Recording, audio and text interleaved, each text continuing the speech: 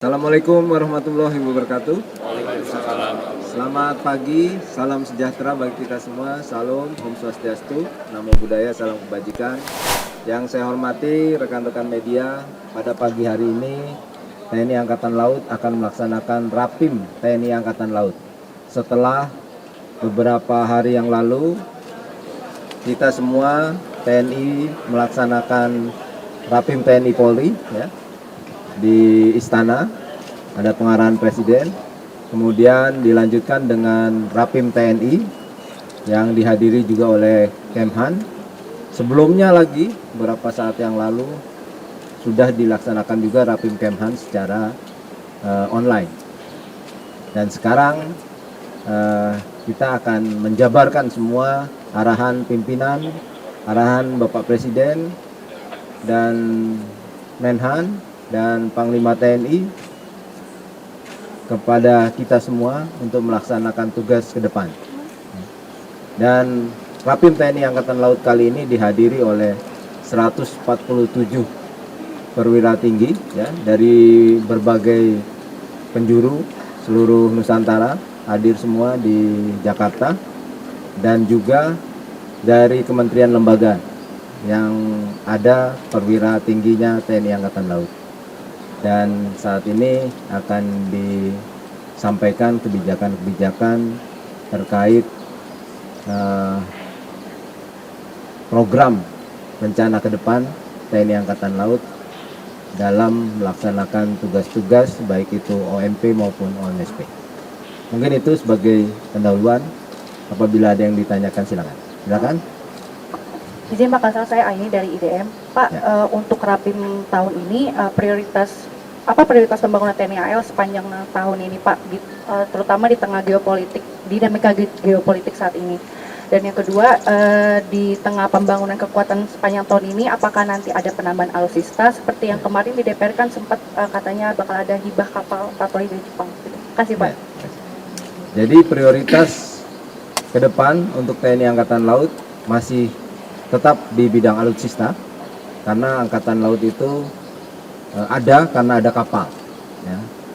Kalau nggak ada kapal bukan Angkatan Laut namanya. Jadi kita penambahan kapal akan tetap dilaksanakan.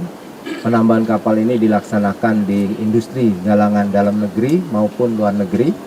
Untuk beberapa kapal yang kita bisa bangun di dalam negeri, kita bangun di dalam negeri. Dan untuk yang belum bisa kita bangun sendiri, kita bangun di luar negeri, tapi ada kerjasama transfer of technology, transfer of knowledge, dan nantinya ke depan diharapkan semua bisa dibangun di dalam negeri. Walaupun dibangun di luar negeri, tetap PKDN-nya harus lebih dari berapa persen, misalnya lebih dari 50%. Harapannya seperti itu. Itu prioritasnya. Kemudian kalau lain-lain, kebijakan pengamanan sama, penjagaan kedaulatan dan keamanan serta penegakan hukum di laut tetap dilaksanakan oleh unsur-unsur kita. Dan kita semakin tegas arahan dari Bapak Presiden, kita harus mencegah penyelundupan yang dapat membocorkan dan memberikan kerugian negara. Ada lagi? Izin Bapak, Sahrul dari Jawa Pos.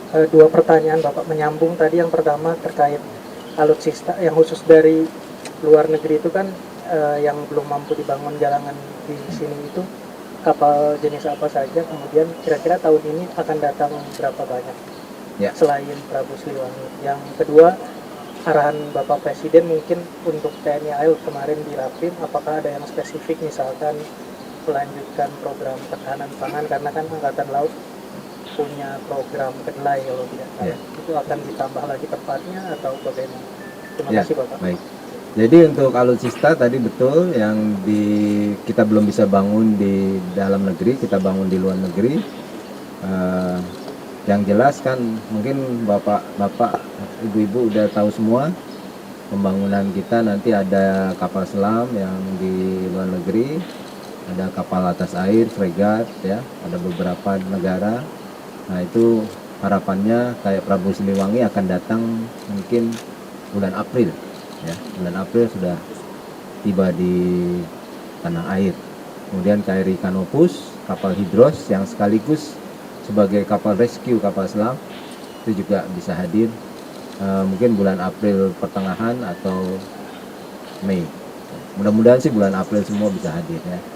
Dan nanti akan banyak lagi, tapi harapan kita sebenarnya yang di dalam negeri ini yang penting. Ya, kita akan bangun terus di dalam negeri, dan harapannya kita sudah bisa menguasai teknologi-teknologi yang tadinya belum kita kuasai dengan kerjasama. Dan dari pihak luar juga bersedia untuk membangun di dalam negeri dan dengan bantuan mereka untuk awalnya, kemudian terakhirnya nanti kita bisa bangun sendiri dan 100% PKDN-nya dibangun oleh putra-putri terbaik dari bangsa ini. Ketahanan pangan kedelai. Ketahanan pangan kedelai mudah-mudahan kita bisa panen bulan Juni atau Juli ya. Nah, itu kita ditugaskan oleh Kementerian Pertahanan dan kerjasama dengan Kementerian Pertanian untuk membuat ketahanan pangan kedelai ini. Selain kedelai, sebenarnya kita juga ingin berusaha untuk menanam atau membuat ketahanan pangan di bidang rumput laut.